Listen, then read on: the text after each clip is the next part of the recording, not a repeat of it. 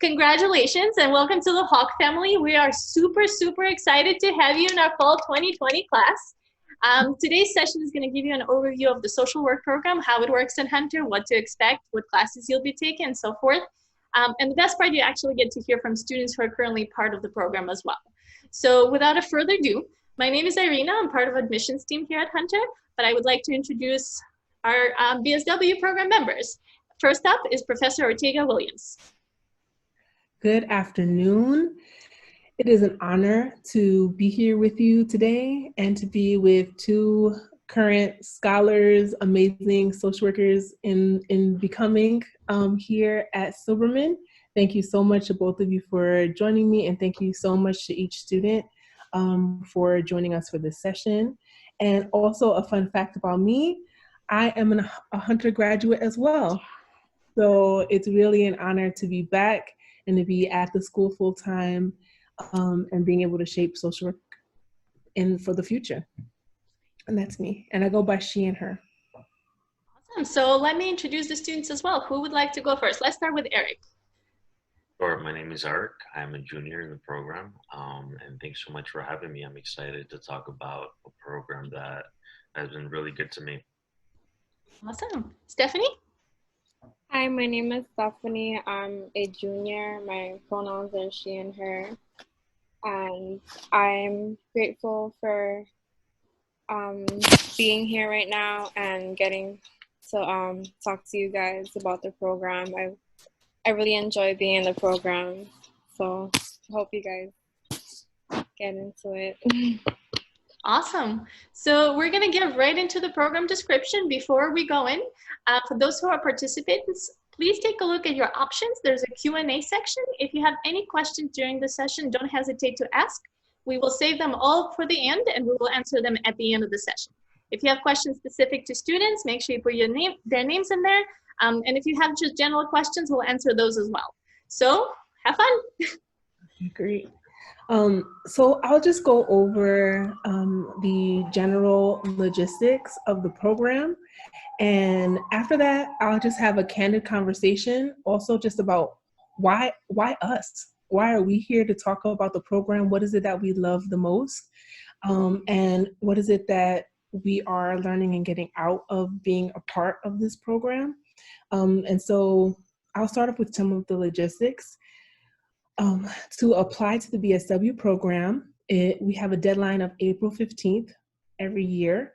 All of your supporting documents are due by April 30th, so that will be just important to submit some general information, general grade point average, or your grade point average would be 2.75 or better. You would need between 55 and 80 credits, and a grade of B or better for the Intro to Social Work course. And that course is really important because it gives you an opening, and I would love to hear from Eric and Stephanie who've already taken this class, but it gives you an opportunity to understand, well, what is social work? What is its history? What is its impact in the world? And you get to decide for yourself, how do I connect to the values and the mission of social work? Would you both add anything about that Intro to Social Work course? Anything you got from it? Yeah, so for me, first of all, the professor that gives the class is incredible, Professor Olatunji. And it was just a great, just like small taste of what the program had to offer. And you get to decide whether this is something for you or not, because social work, as wonderful as it is, it may not be for everyone. So it gives you definitely an opportunity to kind of dive in, you know, see how it is for you, and just teach you like the fundamentals and the history, like the professor said, of social work. Thank you.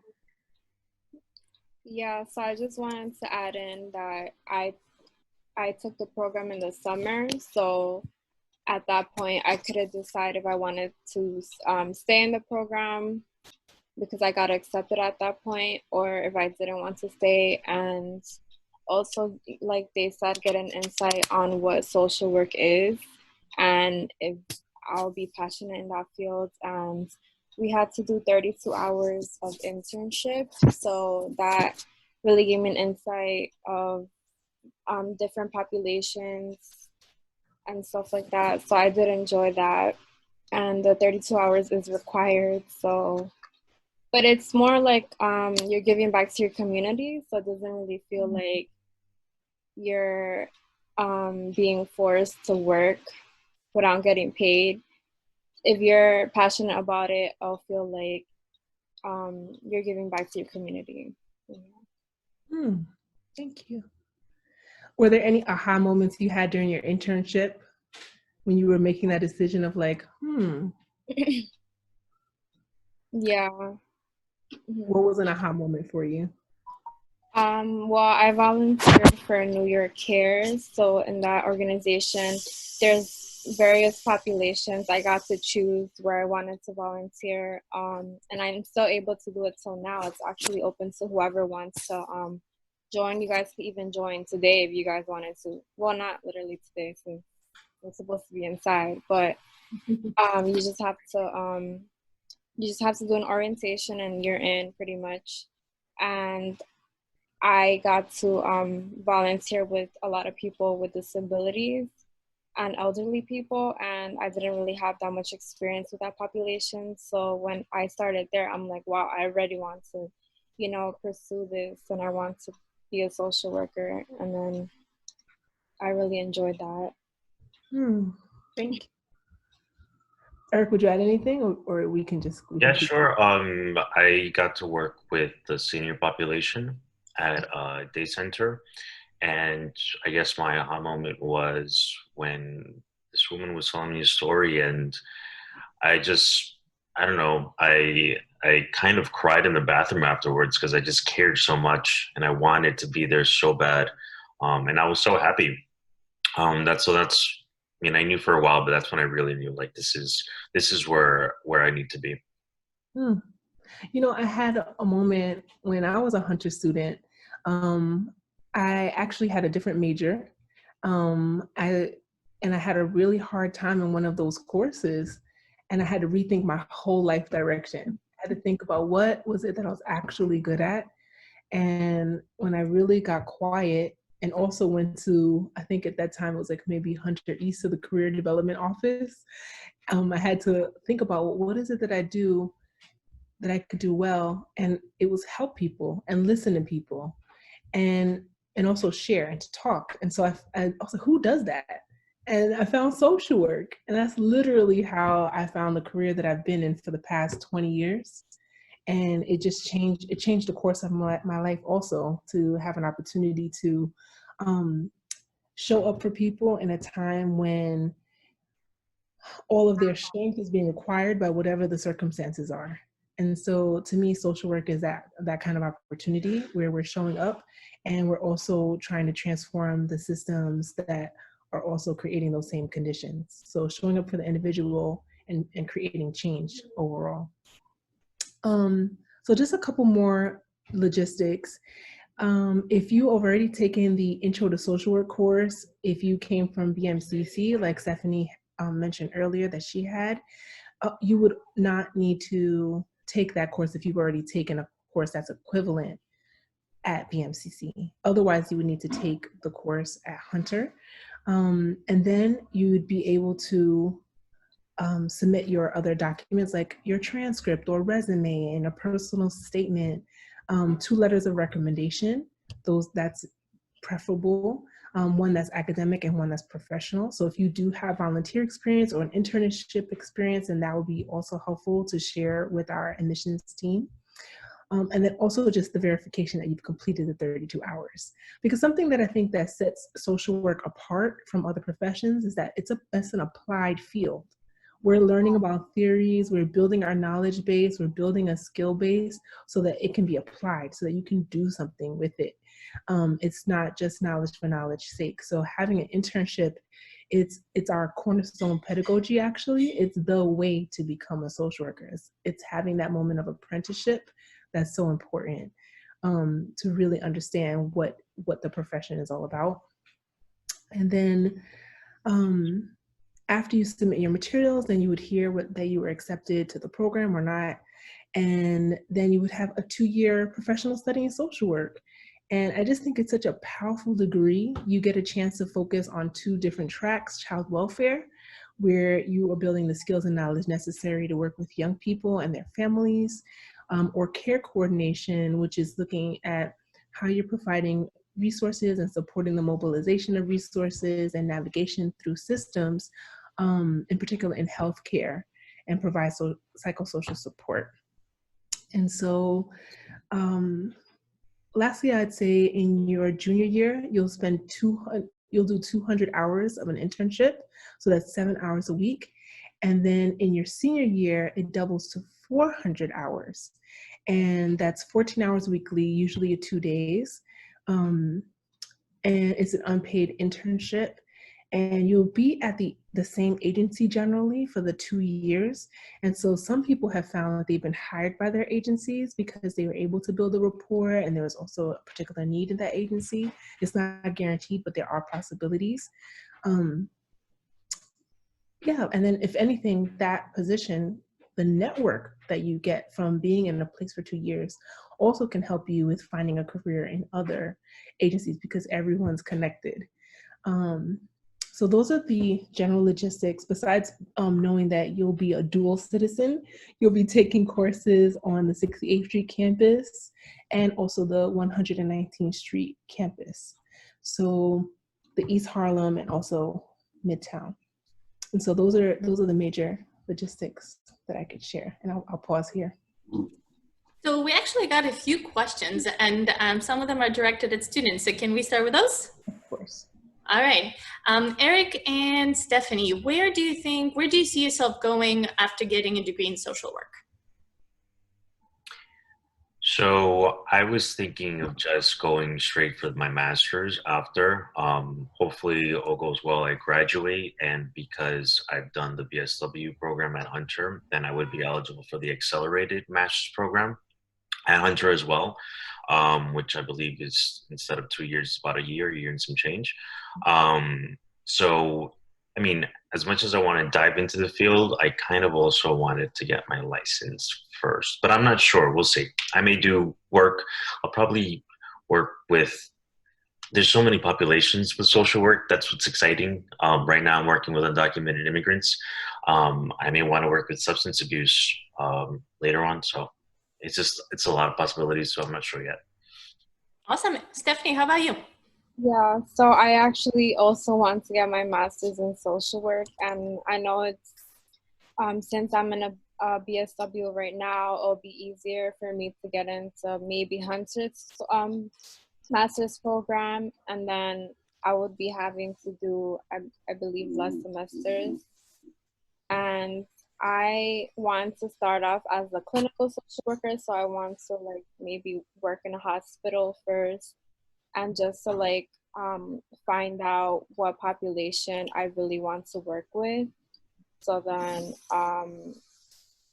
I know that working in a hospital, you don't really make that many connections because patients are in and out. You don't really work with the same patients throughout the time. So eventually from there, I actually do have populations in mind. I want to work with like people in foster care. I want to work with people with disabilities. I want to work with elderly people. And my last population would be immigrants. Awesome. So yeah, I want to work with everybody. It's not a bad thing for a social worker. That actually leads me to the next question that we received, and that's probably more for Professor Ortega-Williams. If a student wants to specifically study something, a track that leads them to foster care, for example, is there something that we have? Is there a way for them to kind of tailor the program for that site? Great question. So we have 2 tracks. If someone is aware right away that they want to work with children and families, I would say going into the child welfare track would be a good fit for them because they would have coursework that would be designed and tailored to that end. So they would have an opportunity to learn more about the child welfare system, learn about social welfare history, and be able to collaborate and connect with professors who are writing the scholarship in that particular area right now. And so we have some amazing faculty members that are shaping the field, and you could potentially even do research with one of these faculty members to further deepen your understanding of that particular area. Since you mentioned that there are two tracks, so one is the child welfare, what is the second track for, and who would benefit from that track more? It's care coordination. And so someone who, like Stephanie just mentioned, for example, wanting to go into hospital social work or wanting to go into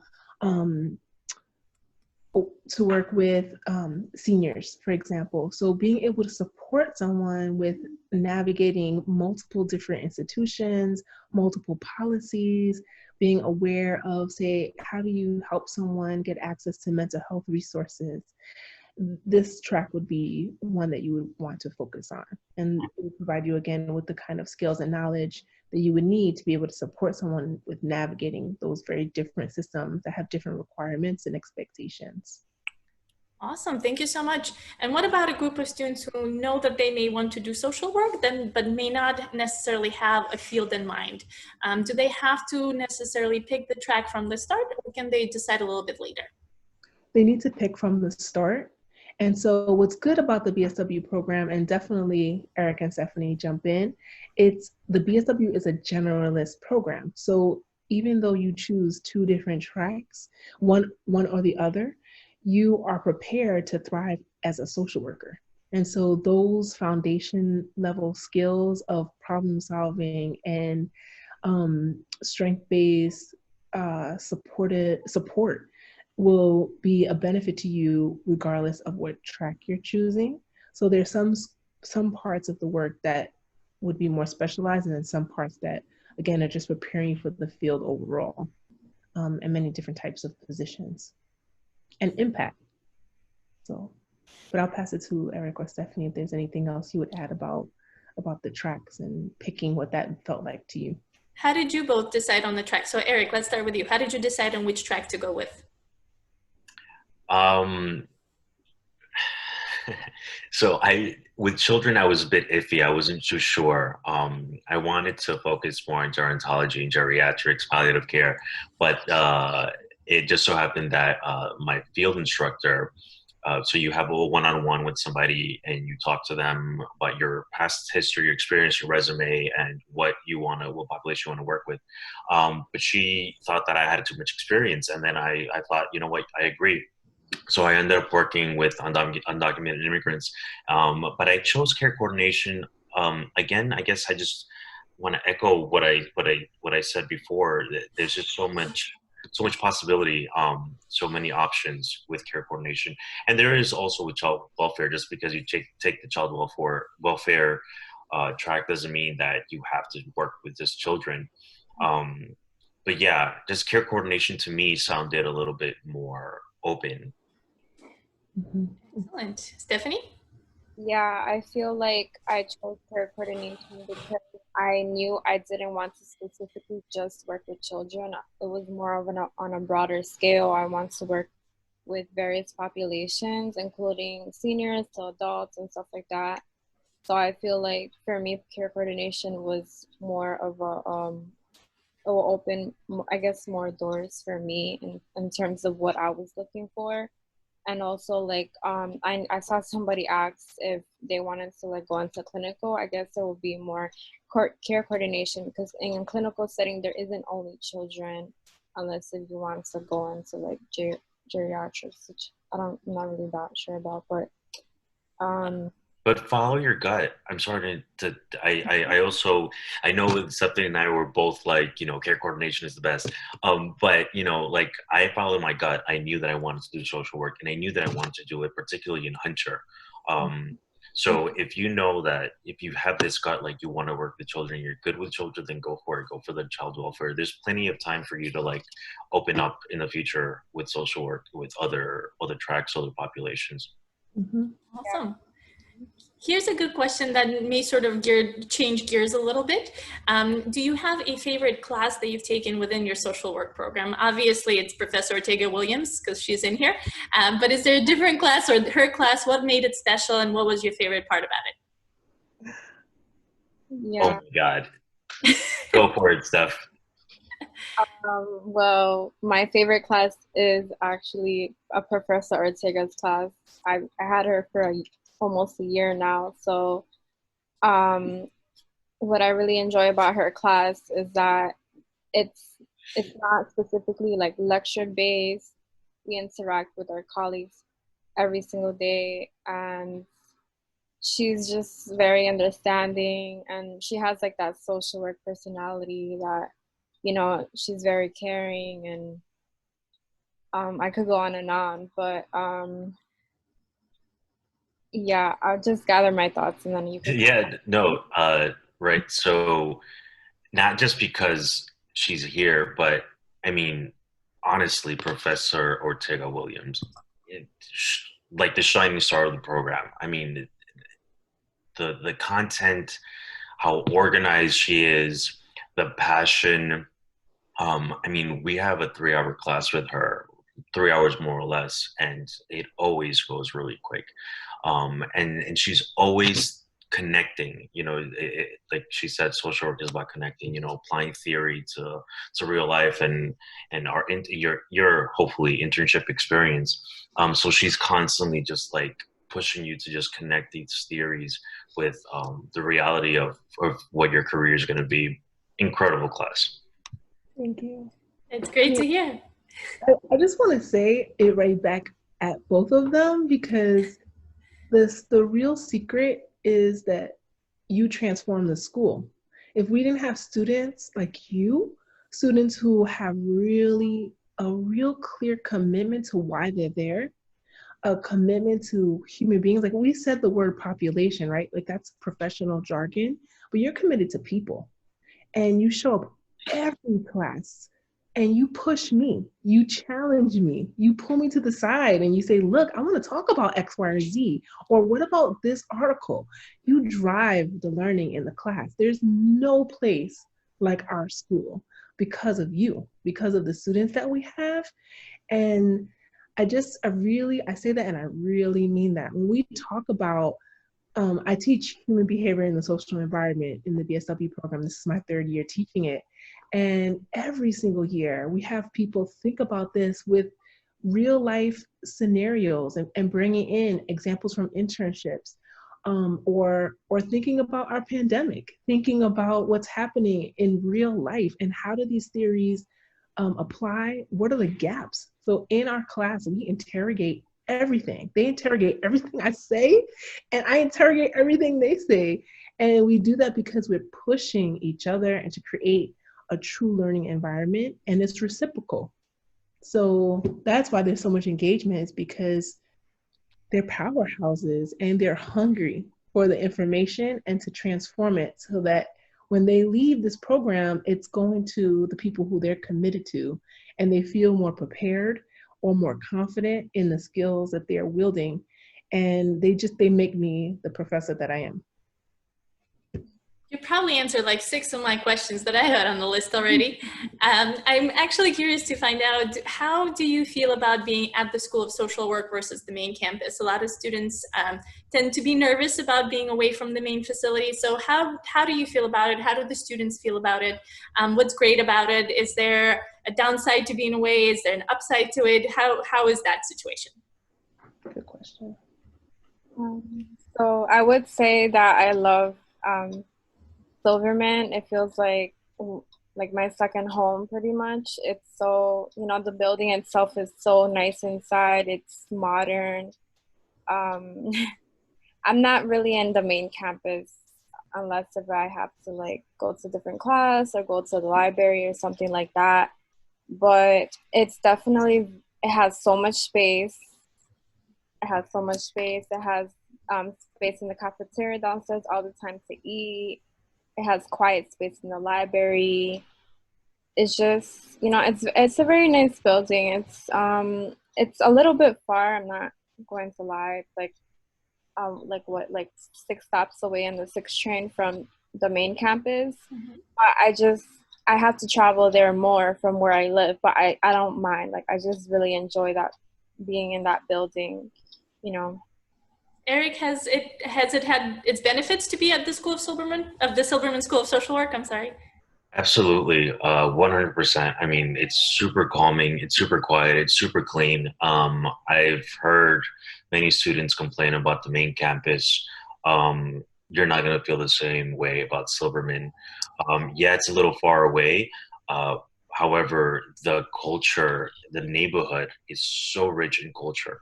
And it's drastically different from the Upper East Side, of capitalism and rich people. This is just richness of culture, and you'll be in an area where you'll experience like socioeconomic disparities firsthand, um, and it'll drive your desire to be a social worker, I think.